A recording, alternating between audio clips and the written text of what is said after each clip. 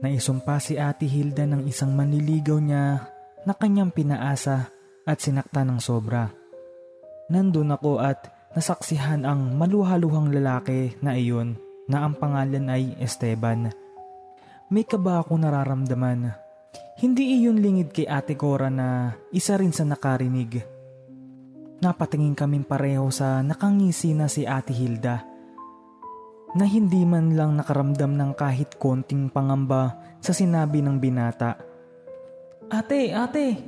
Ang kalabit ko sa kanya habang tanaw ang binata.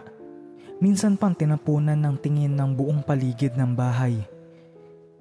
Bakit mo naman ginawa yun? Hindi ka ba natatakot sa sinabi niya? Umirap lang si Ate Hilda.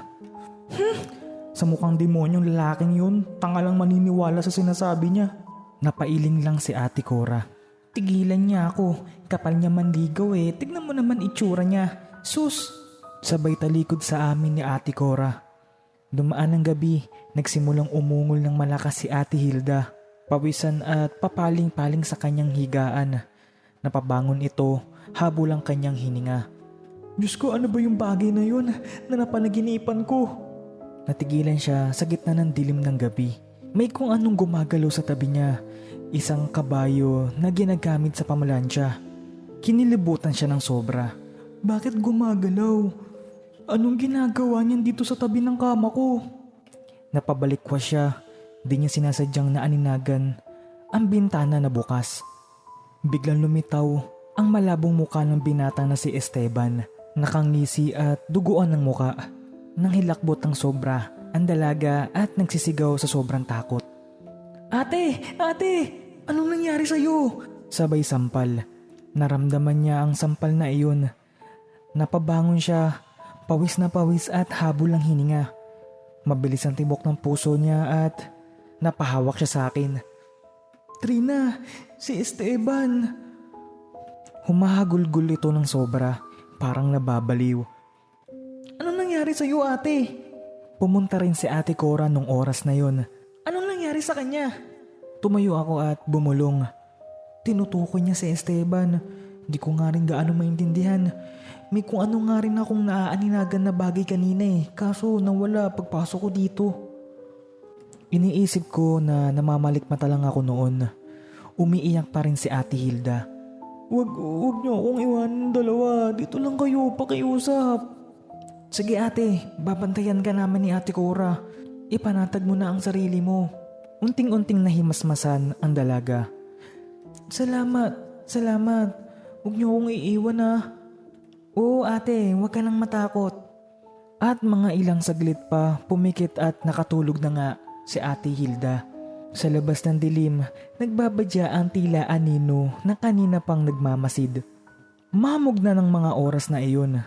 Natatakpan ng maitim na ulap ang kabilugan ng buwan. Kinabukasan, maagang bumangon si Ate Hilda. Naroon kaming dalawa niyang kapatid na nakatulog sa tabi niya. Matamis ang kanyang ngiti. Binuksan niya ang bintana upang salubungin ng papasikat na araw. Gumapang ang kilabot sa buo niyang katawan. Bumungad sa kanya ang nakabikting si Esteban. Duguan ang muka at luwa ang mata. Nagtitili si Ate Hilda ng mga oras na iyon. Agad namin pinuntahan ang naghihilakbot na si Ate Hilda. Diyos ko, si Esteban! Pilit kumakawala ang ate namin. Nagtatakbo palabas at naiwan nakatulala kaming dalawa sa nakabiting binata. Isang buwan nilagnat si Ate Hilda. Pinayuhan siya ng albularyo na paaalisin siya pansamantala. Dahil sa nangyaring iyon, pinilipat si Ate Hilda sa aming tiyahin kasama ang 4 naming pinsan. Ilang linggo siya naging tulala at nilalagnat. Napanaginipan niya si Esteban ng mga sumunod na araw. Pasensya ka na sa ginawa ko, Esteban. Patawarin mo na ako. Umiiyak ito at nagmamakaawa sa binata. Lumuhod at ngumiti ang binata. Di na kita abalahin, Hilda. Ang sambit nito. Makakaasa ka. Naglaho ito gaya ng isang bula. Agad naman nawala ang lagnat ni Ate Hilda simula nun. 1 taon nang nakalipas nang ganap na niyang malimutan ang tungkol sa nangyari kay Esteban. Pilit binago ang nakagawi ang ugali. Pilit kinilimutan ang nakaraan at Inutusan niya kami na alayan ng bulaklak ang puntod ni Esteban at alayan ng mga dasal. Kinabukasan dinalaw ko si ate sa silang upang kamustahin. Naging masigla na siya. Sa ngayon wala na tayo dapat ipag-alala, sabi ni Ate Cora.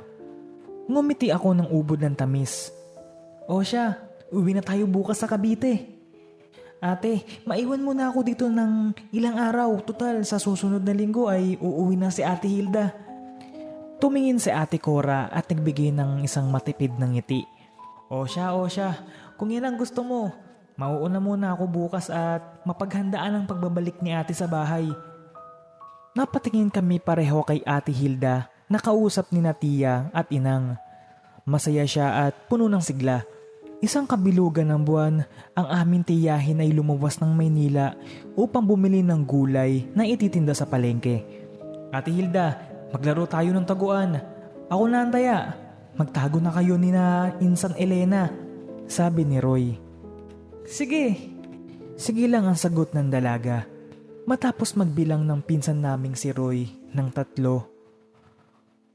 Isa-isa niyang hinanap sa paligid ng sementeryo kaming lahat.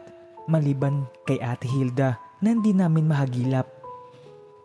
Napagod na kami sa kakahanap hanggang napasiyahan namin na umuwi sa bahay.